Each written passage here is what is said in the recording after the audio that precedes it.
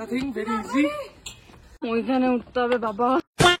Hello and welcome to day 2 in north Bengal. আজকে আমরা Nepal border pass করে কান্যামের ওখানে যাব, স্কাই ওয়াকে, দোলনায়, আরও অনেক কিছু করব। তো চলো শুরু করা যাক। গাড়িতে উঠেই ফার্স্টে আমরা রওনা দিই পশুপতির জন্য, আর ওখান থেকেই আমরা বর্ডার পাস করব। হাই, আমরা চলে এসেছি পশুপতিনাথ। এখানে ওরা গেছিল সব ফর্মালিটিস কমপ্লিট করতে, সবার আধার কার্ড নিয়ে, যেগুলো বর্ডার পাস করার জন্য প্রয়োজন। আর এদিকে আমাদের কেনাকাটা অলরেডি শুরু হয়ে গেছে। বর্ডার পাস করে আমরা হেঁটেই যাওয়া স্টার্ট করে দিয়েছিলাম, কারণ আমাদের গাড়িটারও কাগজপত্রর ফর্মালিটিস সব করে ওই গাড়িটা নিয়েই আবার আসবে, আর ওটাতেই আমরা ঘুরবো। হাঁটতে হাঁটতে একটা দোকানদারের লোক নিজে থেকেই বলছিল কেউ টাকা এক্সচেঞ্জ করবে নাকি, আর আমাদের ইন্ডিয়ান 100 টাকা কিন্তু ওখানের 160 রুপিস, আর আমরা সবাই কিন্তু এখানে টাকা এক্সচেঞ্জ করতে লেগে গেছিলাম। এই করতে করতেই আমাদের গাড়িও কিন্তু চলে এসেছিল, আর আমরা রওনা দিয়ে দিয়েছিলাম কান্যামের জন্য।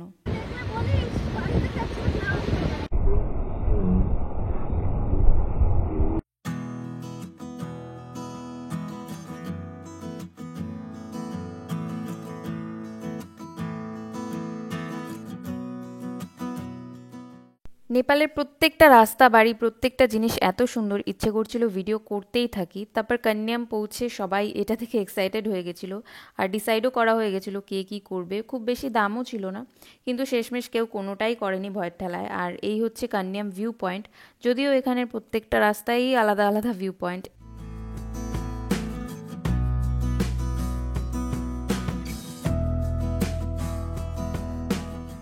আর এটা আমরা চলে এসেছিলাম কিন্তু স্কাই ওয়াকের ওখানে, আর এখানে একটু একটু নেটওয়ার্ক দিচ্ছিল, তাই সবাই যে যার মতো বাড়িতে ফোন করা স্টার্ট করে দিয়েছিল। আর দেখো স্কাই ওয়াকে যাওয়ার রাস্তাটাও কত সুন্দর, কিন্তু ভয়ঙ্করও ছিল, কারণ রাস্তাটার পাশেই খাদ টাইপের ছিল।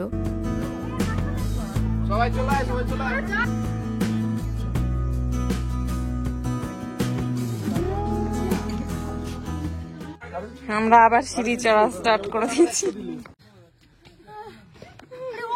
Oh, it's okay. Nothing, very easy.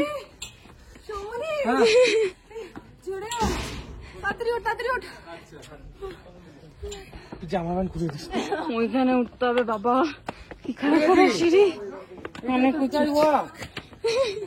Oh, কি বলছো? very easy. এটা কোনো কথা? এর থেকে বেশি তো আমি এমনি করবো। আর এই যে আমাদের ভিউ, কি দারুণ ভাই, ওইটুকু সুন্দর ভিউ, কিন্তু আমার পা কাঁপা শুরু হয়ে গেছে, এত উঁচু। ওমা, স্কাই ওয়াকটা আসলে স্কাই ওয়াক না, স্কাই স্ট্যান্ড ছিল। এটা এতটাই ছোট ছিল, আর আমিও কিন্তু হাইটে খুব ভয় পাই, তাই জন্য আমি এখানে শুধুমাত্র কটা গ্রুপ ফটোই তুলেছিলাম।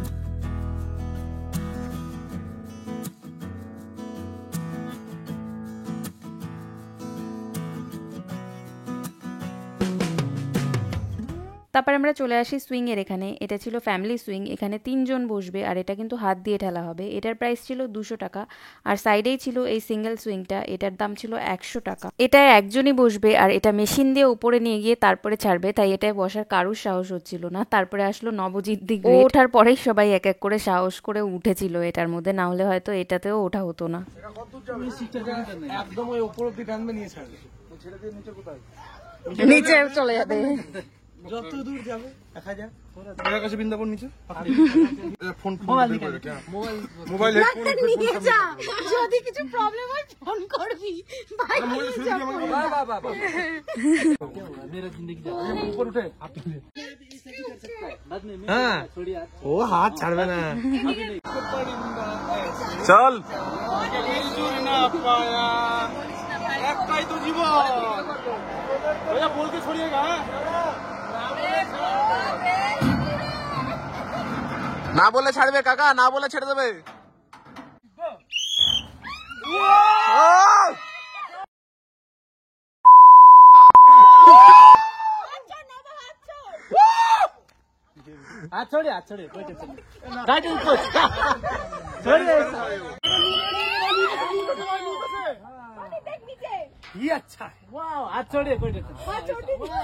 এদিক ওদিক তাকা, সামনে সিনেমাগুলো দেখ, ওপরে তাকিয়ে উপরে যাবি না তুই। আমি তো খুব ভয় পেয়েছিলাম, পুরোটা ওঠায়ও নিয়ে আমাকে হাফ উঠিয়েই ছেড়ে দিয়েছে। আমি বারণ করেছিলাম জন্য, কিন্তু একবার ওঠার পরে খুব মজা হয়েছিল। তারপর আমরা চলে গেছিলাম মোমো খেতে। মোমোটা খেতে বেশ ভালোই ছিল। তারপর আমরা কিছু কেনাকাটি করেছিলাম, যেমন চা পাতা, চকলেটস, এইসব কেনাকাটি করে আমরা আবার কান্যামের ওই সাইডে চলে গেছিলাম।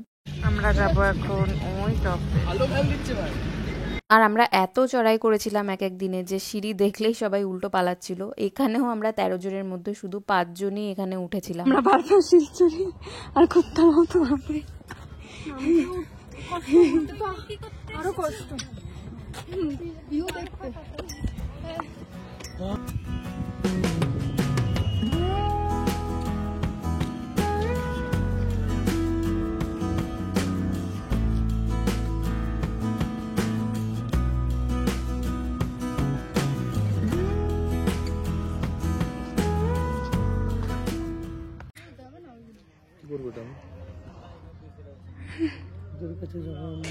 দাদা ভালো করে গুজবো, তা চুলে ঢুকছেই না।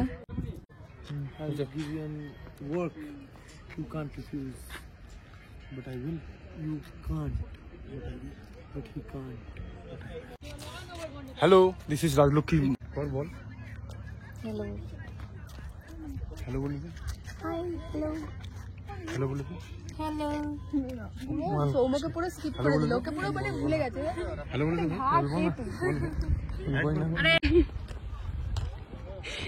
কষ্ট, নামতেও কষ্ট পাহাড়ে। ওইটা স্কুল না? School basketball court. কি সুন্দর ওই জায়গাটা, আমাদের স্কুল। সাবাস, এটা পরেও নিয়েছে ড্রেস। ডলবে আমাকে কি করবে? আমাকে ডলে দেবে, দেবে। ওরে বাবা,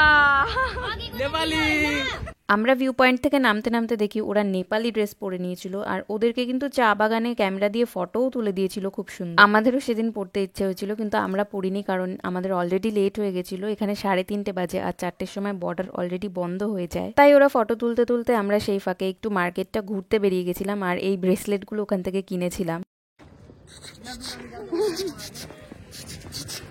ট্রেন, নতুন বগি জয়েন হবে এখান দিয়ে। বগি বড় হয়ে গেছে, ওই বাগি দেখা যাচ্ছে না তো। সৌমদীপ লেডিসে উঠেছে, জেনারেল কম্পার্টমেন্টে সৌমদীপ লেডিসে উঠেছে। এই জায়গাটা এমনিই এত সুন্দর, তার মধ্যে এখানে আবার দেখো একটা রেইনবো উঠেছিল, আর এত ভাল লাগছিল। মানে দূরে পাহাড়, তার মধ্যে বাড়ি, সাইডে চা বাগান, গাছপালা, পাইন ফরেস্ট, এত ভাল লাগছিল এই জায়গাটা। মনে হচ্ছিল ওই বাড়িগুলোর মধ্যে আমারও একটা বাড়ি হলে কি ভালো হতো।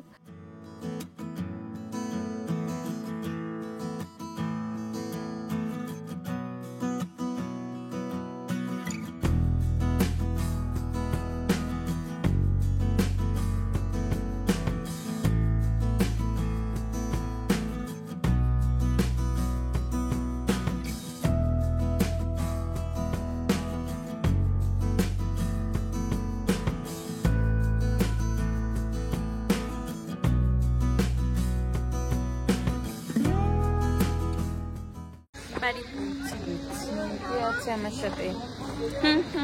পুরো ঘর কে নিয়ে যা রही हूं, পুরো ব্যাগটা ভর্তি করে কেনাকাটা করেছি আজকে, সব আছে এর মধ্যে। এখন নেবো কি করে জানি না।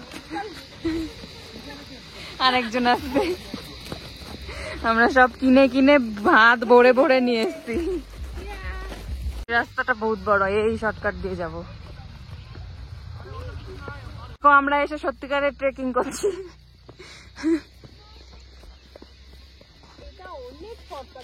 ইয়েস, আমরা এমনি ট্রেকিং করতে যাচ্ছি না, এই যে আমাদের সাথ দিতে এসছে। এমনি ট্রেকিং করতে যাচ্ছি না, তাই আমরা ট্রেকিং করে উঠলাম, খুব কষ্ট হয়ে গেছে। যাই হোক, সব হাঁপিয়ে বসে আছে, কেউ দাঁড়ালেই ও দাঁড়িয়ে পড়ে। আর দেখো আমরা যেখানে ছিলাম ওখানে আমরা ফেরার কিছুক্ষণ আগেই সানসেট হয়েছিল, আর এত সুন্দর লাগছিল। আর আমি ভালো করে ভিডিও করতেও পারিনি, কারণ আমার হাতে অনেক জিনিস ছিল। আর এখান থেকে কিন্তু অনেক ভোরের দিকে কাঞ্চনজঙ্ঘাও দেখা যায়, কিন্তু আমি অত সকালে একবারও উঠতে পারিনি, তাই জন্য দেখিনি। আর যেখানে আমি আঙুল দেখালাম ওটা কিন্তু একটা ডেড ভলক্যানো, এটার কথা এখানকার লোকাল লোকজনরাই আমাদেরকে বলেছে। আমি তোমাকে ছাড়া বাঁচতে পারবো না। তারপর হোমস্টেতে ফিরে খেয়ে দিয়ে আমরা একটু রেস্ট নিয়ে আবারও বাইরে চলে গেছিলাম, কারণ সেদিন আমাদের বারবিকিউ ছিল। আর এটাকেও গেস করো কি হচ্ছে, এটা আমরাও ফার্স্টে বুঝতে পারিনি। এখানে দূরে পাহাড়ে ঝড় বৃষ্টি বিদ্যুৎ চমকাচ্ছিল, আর আমরা সেটাই এখান থেকে দেখতে পাচ্ছিলাম। আর সেদিন রাতেই আমাদের মধ্যেই একটা বন্ধুর জন্মদিন ছিল, ওটা সেলিব্রেট করে নেক্সট দিন আমাদের বেরিয়ে যাওয়ার কথা ছিল। এটা হচ্ছে পরের দিন সকালে। আর দেখো যাওয়ার দিন এত মেঘ করেছিল, লাস্টবারের মতো ভিউটা দেখতেও পেলাম না, এত খারাপ লাগছে।